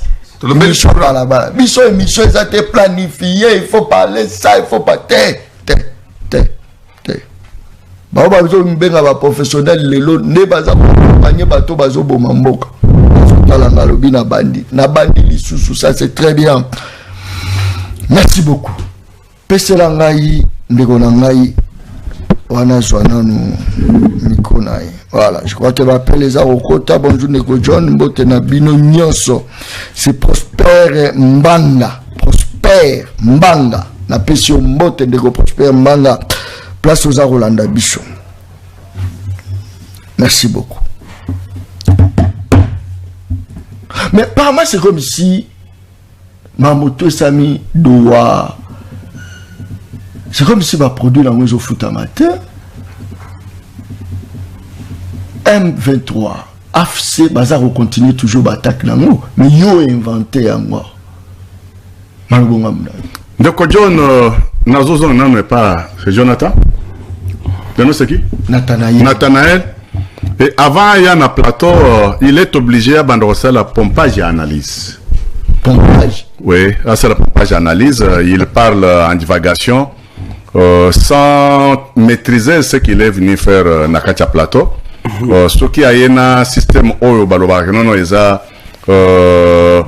se faire voir, soit c'est pavaner, c'est tout à fait normal. Je lui concède tout ce qu'il veut dire, tout ce qu'il veut parler. Mais quand Joseph Kabila était ici, il y a Zakawapi. On a vu nos combattants calcinés en permanence. Il était où pour dénoncer ça, insécurité à Zoloba, Namakabo Zoloba. On a eu à connaître un monsieur qu'on appelait Arma Tungulu. Il a caillassé seulement cortège, pas la personne de Kabila. Jusqu'à aujourd'hui, il n'y a jamais eu procès pour connaître à toi celui qui n'a intention et on ne sait pas là où il est, on ne sait pas. Est-ce qu'il peut parler de ça? Mais il ne sait pas vanne, il vient, oh moi je suis jeune, j'ai tout ça. Mais ça me fait très mal, je ne sais pas ce qu'il mène. Il faut balancer le pompage analyse à tout moment avant de venir dans Nakacha Plateau. Ndeko John, je reviens pour dire que le Congo, notre pays, le Bosoto Banda Koloba avec légèreté, agression rwando-gando-burundaise, agression rwando-gando-burundaise avec légèreté. Mais notre pays est en train de subir une troisième guerre mondiale. Oh. Même des Qatariens, on a accord à Qatar. Mais les Qatariens ont formé des militaires, des terroristes rwandais pour venir exterminer le Congo. Pour que Bango Bandokozokaka Oyo marché à Orezaka Namboka na Bango. Même usine Oyo traitement à Orezana au Rwanda. C'est pour les Qatariens. Avion Oyo Rwanda, Zodonango et Rwanda. C'est pour les Qatariens. Donc Qatar soutient, finance, pays Oya Zambie, financer le Rwanda pour les minéraux au Congo. Mais tout ça, c'est le Congo qui est en train de subir porte de stabilité économique, sociale, sécurité. Mais tout ça, quand on parle que l'AFDEL est l'incarnation du mal, Joseph Kabila, avec tout ce monde-là, mais il se cache, il est dans le même bain. Il y a des malfaiteurs au Congo. Mais quand il passe ici, il se fait voir comme un bon. 2028, c'est bientôt. Beaucoup kende bolunga na bokondi. Beaucoup tike la biso goma bunaga na wapi. D'abord, avant tout comme 2028, les guerres prendraient déjà fin par rapport à la diplomatie. Oh, toujours ça, la chantage agissante, gagnante et intelligente, tout ce qu'on sort. Mais 2028, c'est le peuple qui a déjà décidé qu'il y ait une continuité. Il y a son excellence, il n'y aura pas les élections en 2028. Non, mais voilà. C'est là où je dis que il faut tout ça la pompage. Il faut tout ça la pompage, il y a analyse. En 2028, élection pour qui encore? Parce que la personne qui est là, c'est lui que le peuple attendait comme si son terre promise. Quand il nous fait déjà accord aux RDC avec États-Unis d'Amérique, il y a deal sur les minéraux et le Congo sera l'Allemagne d'Afrique. Et pourquoi encore aller aux élections? Là, comme Jean-Marc Abonde avait dit une fois, il était inspiré pour dire que non, IDP, ça va être pouvoir arriver à Jésus-Christ. C'est là où nous tendons. Il n'y aura pas les élections en 2028. Non, c'est la réalité. Avant, on a pompage et analyse par rapport à Ndengembo que Zotambola. Le pays était la guerre mondiale et la personne qui finit la guerre, le peuple congolais Bonsomi Naye, qui est le fils de Franck, son excellence le chanteur Chulombo, il a convaincu le monde et il va faire la continuité 2028 d'abord par le mois de 2035, 2040, parce que même aux États-Unis, des Américains sont en train de voir que le passage de Donald Trump, ce qu'il est en train de faire aujourd'hui, va récupérer 15 ans. Oh, les Américains va perdre le mandat à Joe Biden. Va comme qu'on traité comme en 2028. Donald Trump peut encore se représenter pour aller jusqu'au-delà. Mais aux États-Unis, déjà, des Américains pensent que Donald Trump, c'est la personne qu'il fallait. Il faut pas passer mandat, monsieur, différemment. La constitution n'a pas mais ici au Congo, paix na Ituri, paix na Bunanganda, paix na Kanyabayonga, tout ça. Après, na Ndenge Congo et Zozo des investisseurs, il y a monde pour développer le Congo. Il faut y aller, c'est lui qui est initiateur, un projet avec ses pensées. Azala Nano, jusqu'à même 2035-2040, on pourra voir Kana et Nassima. Pour le moment, en 2028, oubliez d'abord. Non, on va tirer 2035. D'accord. Mais c'est pas que son excellence, c'est lui qui est le peuple national. Le peuple de parce que toujours c'est déjà pompage, il y a analyse, il y a 2036, 2040, parce que c'est lui que Dieu a envoyé, c'est lui qui incarne souverain primaire. Élection avec qui? Il va faire l'élection avec qui? Kabila. Ou bien je veux lui battre aux élections. Qui ça? Moi. Avec le président Félix aux élections. Qui? Merci beaucoup, très bien. Rapidement, tu as trompé ici aux entrepreneurs. Tu n'as même pas 15 personnes même dans ton quartier. Merci beaucoup. Tu n'as même pas la base. Quelle élection? Merci beaucoup. Même conseil communal au Kobi-Mata. Ça me fait très mal. Très bien, merci. Même conseil communal au Kobi-Mata. Conseiller communal. Très bien, merci, merci. Conseiller communal. Merci beaucoup. Conseiller communal. S'il vous plaît. Quand je dis communal, j'ai mis en cadre. Obi même conseiller. Moi. Communauté. Tu ne seras même pas conseiller dans la communale. Même la quartier, même chef d'avenir. Il faut pas être conseiller. Tu n'es pas crédible. Même dans la quartier, on a crédible. Conseiller communal. Même la quartier, même chef d'avenir. Tu n'es même pas crédible. Tu dois conseiller communal. Tu dois conseiller communal. Oh. Conseiller communal. Il faut faire le foot avec moi. Conseiller communal. Conseiller communal. Merci beaucoup. Tozola mukami koleza ko poussana. Tozola tola mu tomonga 2028. 2028. Tozola mukami kolezo poussana. Yo komisi balabala ennemi na yo oya oluka balabala tozola mukani omulika bo 2028 Gaston Piana 2028 binonde boza okamba biso poza parmi ba membre influents ya Union Sacrée vrai ou faux? Non, vrai. Donc, Union Sacrée, bien vite. Je participe activement. Les rares communicateurs à participer à Barano, il y a précisément une communicateur crédible, non? Crédible, honnête et sincère. Sincère. Okay. Mais tu confirmes que ce monsieur-ci n'est pas sincère, non? Non, c'est un grand frère à qui j'ai beaucoup d'estime. Comment tu peux parler de la sincérité pendant qu'il est à côté de toi? C'est ça, moi je te dis que nous sommes tous na bunja bato batsekana ba motra ba munyere tout ça mata ça mata ba tu ko benga na prena na nguni ngaile salinga ifo papa 10 000 ngolo ba to suma mapa otindite ba to de la souffrance en boîte ba bengi oui mais ça ko nga que j'ai papa 10 000 francs ba mapa otindite da ça 10 000 ngolo pe limo yo pas sur a bossa ba ni tu as le place d'attendre mais limo le téléphone c'est un problème Zamba sunga comme na bikolo koyande ko jon tokoluka cadre mo la la message tokoluka cadre ya réflexion pour rassembler bilenge et pas ko za parmi bato mokonzi ya mboka naza ko sengela bayayo nayebi ke ba s'improvisa bango modula nga elongia ya oyo na kepie na bora beti avec le communicateur ayo kutom de pes fils beta la kisaye na lobela ye azo musala belé tolobeli ba bazu musala Oh, il y a la famille n'a pas besoin de regretter. Il y a papa n'a pas besoin de patron, nani. Il y a Yerushalem, papa n'a pas besoin de patron. Son papa n'a pas besoin de ticket à bango bandako. Na bandako, papa n'a pas besoin de ticket à bango. Il y a comment tu trouves battre, battre comme on a besoin de la télévision. Vous comprenez? Quand on va parler, on a besoin de ce qu'on a bandé, on a besoin de non, c'est bien que je connais bien, oui. Papa na bamba na kosambela mona église bosambela wana na bajigale. Apostole papa na bamba na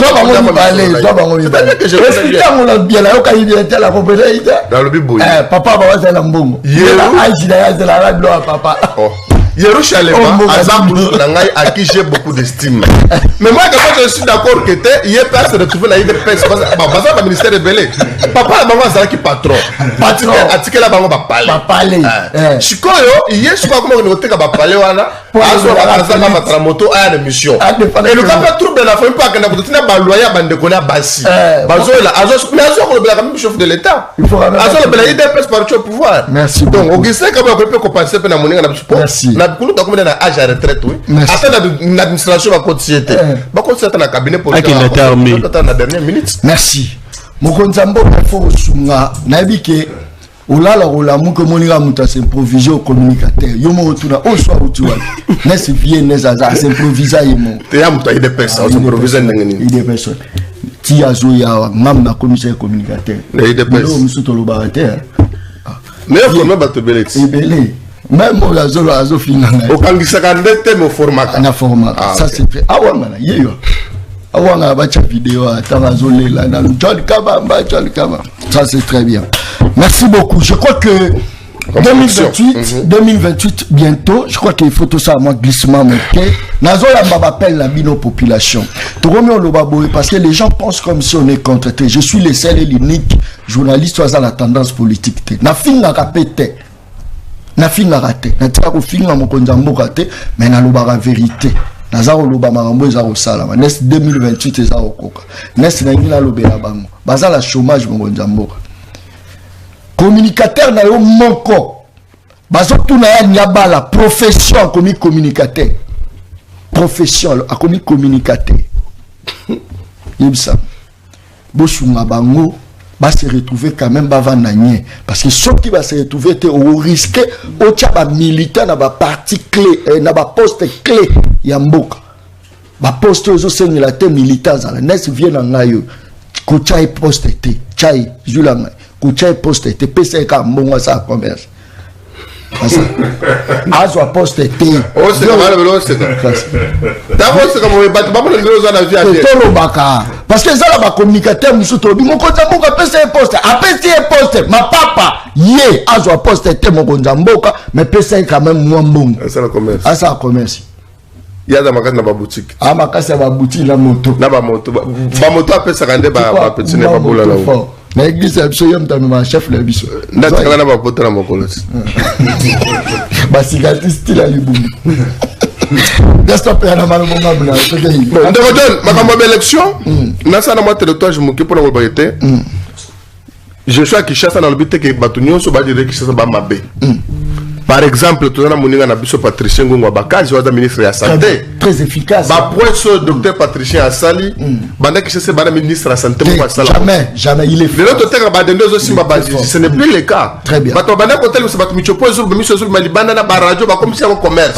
mais lelo au moins que docteur Patricien Asali mo ba pro soana bande ko na biso bazinda kiawa indemnisation na bango ye misolo ba pesa ki tolobite que docteur Patricien misolo ba pesa ki a pesa bato a utiliser ya on a supervision à 20 pour ba image pesali o bato bango ba zo remercier mais tout le monde il bato moko ba comme ko s'acharner contre ye lui sumo ko ba communicateur réunion sacrée pour pas le s'acharner na ye mutasa musala ma par même ba kino non il est donc dans la talent c'est voilà c'est dans ce sens là même temps raison ba gouvernement central ça ne veut pas dire que na gouvernement central tous ba sali mabe pour ba tena muninga na bino Patrick Muyaya o jusqu'au bayamba ki mito avec invité spécial à occasion à lancement du mécanisme de partenariat médiatique du Sud global il y a média mo ba benga Chine Media Group on a signé un mémorandum d'attente pour le RTNC dans un partenariat. Tout le monde lit une implication sur le gars, c'est ça, jeunesse, objet, très bien. Mais comme élection,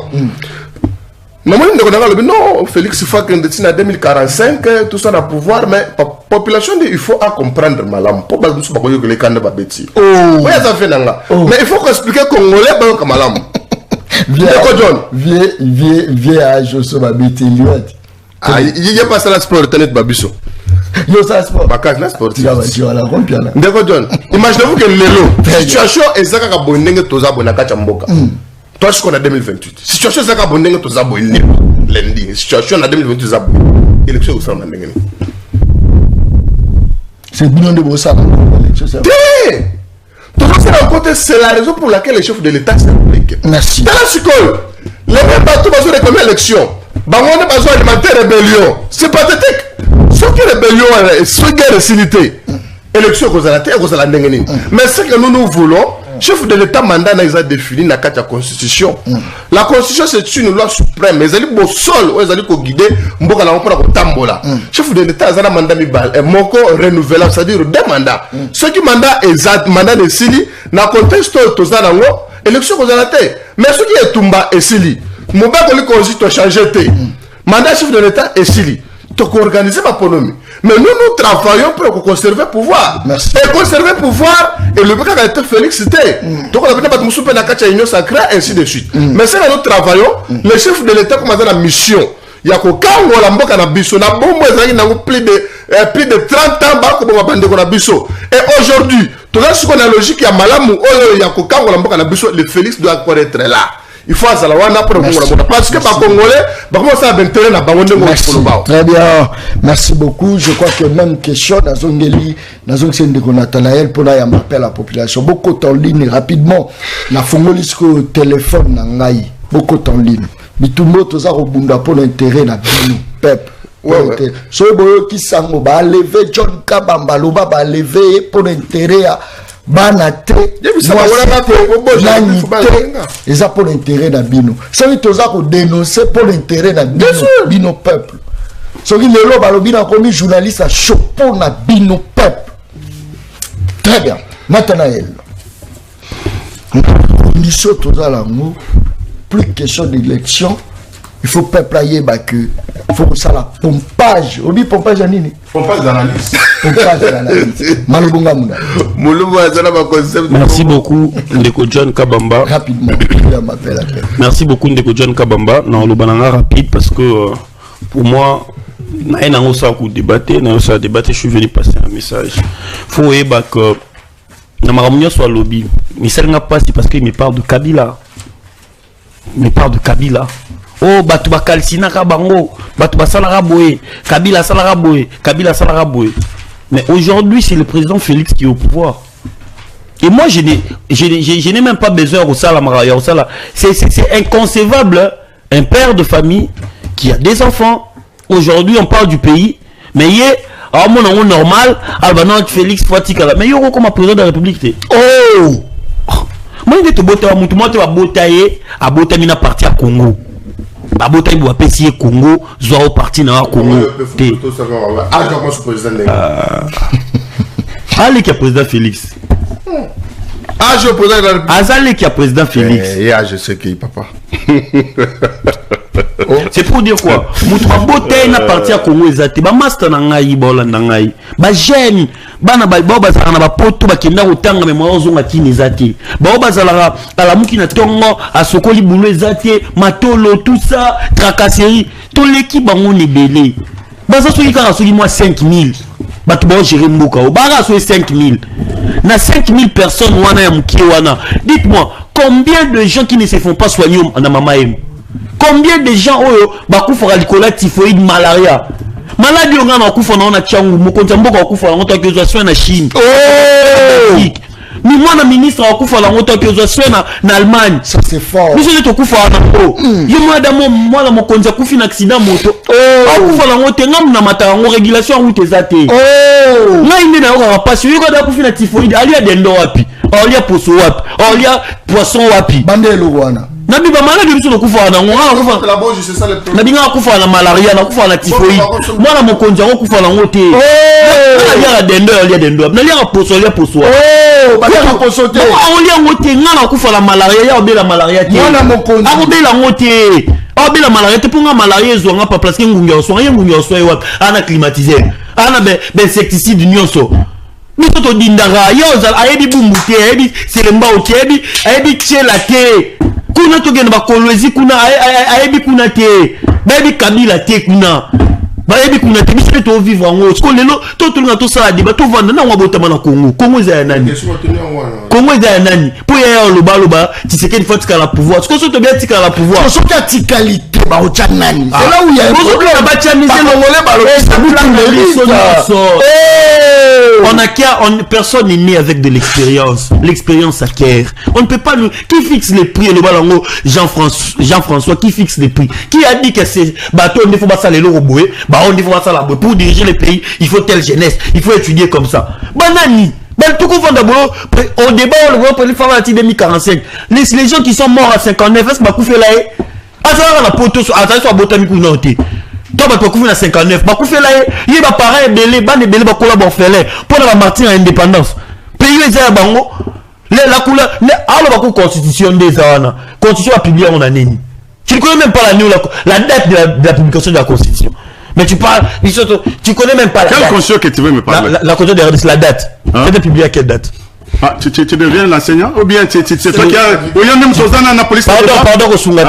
Tu réponds à cette question. Non, je ne peux pas te répondre à la question posée pour ce débat. Tu réponds. Non, moi je ne suis pas là pour te répondre. Je vois cette cravate, je la lève directement, j'adhère à l'Union. Non, mais je n'ai pas besoin que tu viennes. Tu tiens au service M23. Même si tu t'adhères, ça va servir quoi? J'arrête. La constitution a été publiée. Même si tu n'arrêtes pas la politique, tu n'es pas crédible dans la politique. Tu n'es pas crédible, tu n'as même pas la base, même si on voit sur le débat.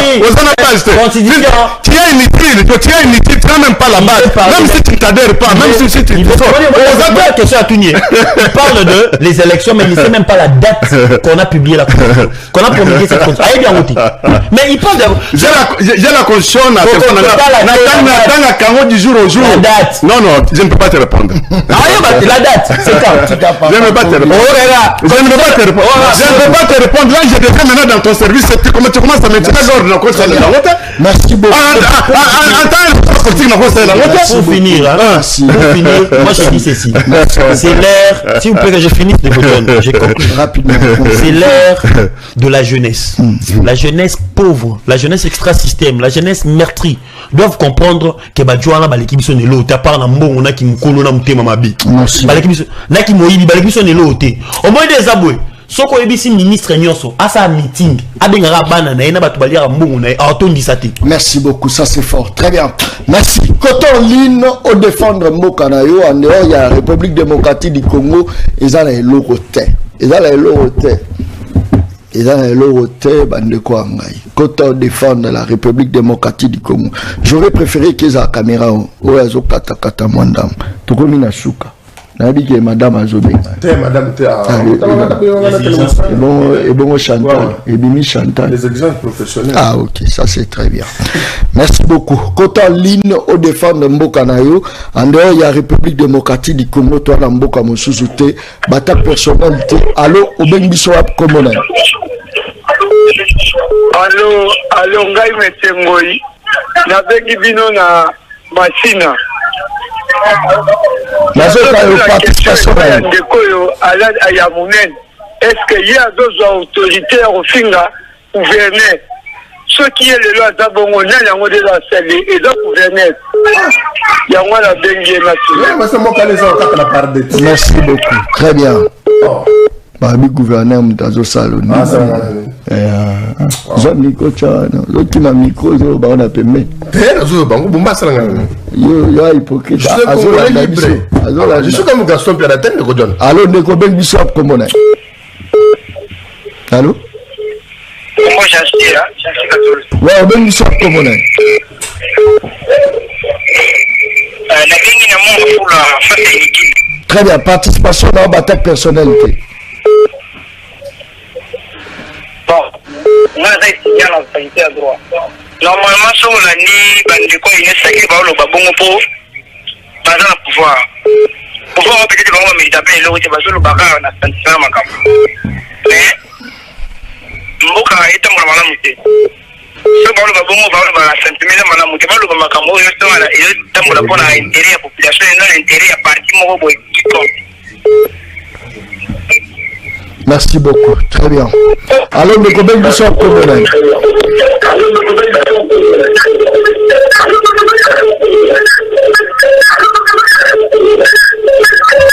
Allô? Allô, monsieur, qui m'a montré la télévision dans Robin Bishop Common?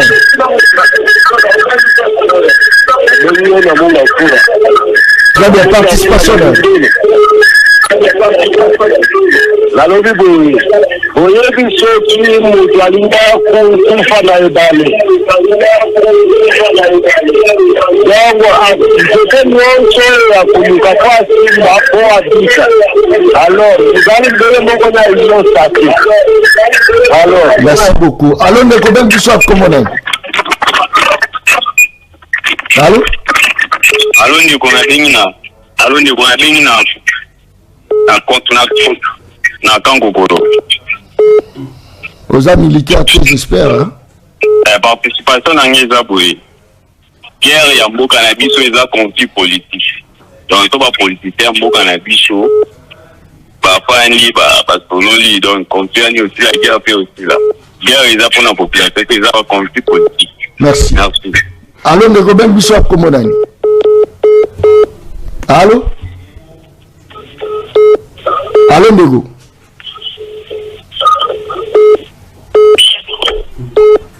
Allô? Allô? Allô? En tout cas, saturation. Bah, il risquait baby, c'est là même la téléphone. Donc, allô? Allô? Allô? Robin Bissou Komodani. Allô? Nazoka Robin Bissou Komodani. Allô?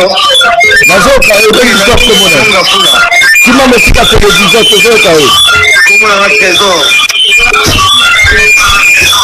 Juste, nagenga pona le papa na ya yimbe manda paquet depuis 2045 aki balaye. Pour souffrir les hommes na ya hommes na j'espère il va tiner ya ça ya fofo na va loso na ndako na ye. Donc il y a ça qui va ni ngata na zo bionnier le loin mutu na ye. Non, voilà menace ndeko donne. Allô, mais quand même ça. Voilà menace bazo menacer que mon gars le bima menacer. Botira. Le bateau ta film nani papa. Ah ta ba film à mabe. Yo pe la jilozo ta film à polonga film na TV. Hein? Yelu Chalema. Regardez ce qu'ils sont en train de faire. Tcha caméra.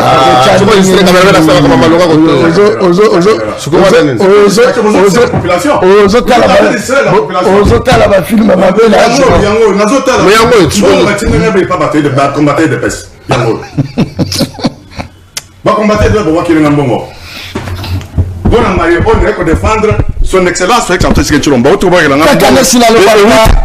émission angeza baleine baliaka ye na mokolo moko te baliaka ye ndambo balabala nde mokonzi balabala nde nyonso. Merci pour balabala bimisi représentant na John Kabamba ndenge ba opposant bazo bangisa ndenge moko pe balabala il faut ebangisa batu balabala il faut bangisa bato nazolo balaza au répéter faut bapesa balabala mai bapesa courant na balabala bapesa balabala nyonso balabala zo senyela manango sinon totika litite to pression le lot to moni moi chita dollar to moni moi ça qui a l'eau se bouger moi c'est nous le bouger mais tout ça on l'embâter ndenge nini ba opposant ba Congo ba s'entêter oyo mela masanga mingi.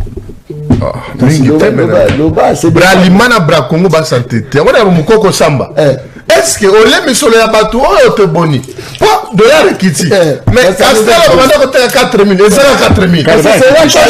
C'est là Kalobando beta dik. Le lot carburant ekiti. Bila on est ekiti pas produit ekiti. L'oso basa la ramasa ekiti. Mais bien ekiti. Masangeza qui a Bralimana Bracongo la bureau. Très bien. Rapidement Nathanaël Tokominasuka. En tout cas, les Nazara la méthode il y a jeunesse extra-système, les Nazara la lutte il y a jeunesse extra-système, une classe nouvelle de la rupture, oebo et bipolarité politique dans Rosalana Congo central, tourné à Congo central, Tobandiango du 19 au 25. Donc dans un Mwanda, dans un Chila, dans un Nakamba, donc tous à la voilà tous à peine à Boma pour parler à la jeunesse extra-système. match il faut te bourrer. On se te bourrer match te. Bah na biso ba banda match de 10-0 bah pour la RAC. Merci beaucoup. Très bien. Nazaki assisté par CABA, la femme de Valère. Et monsieur Sili, merci.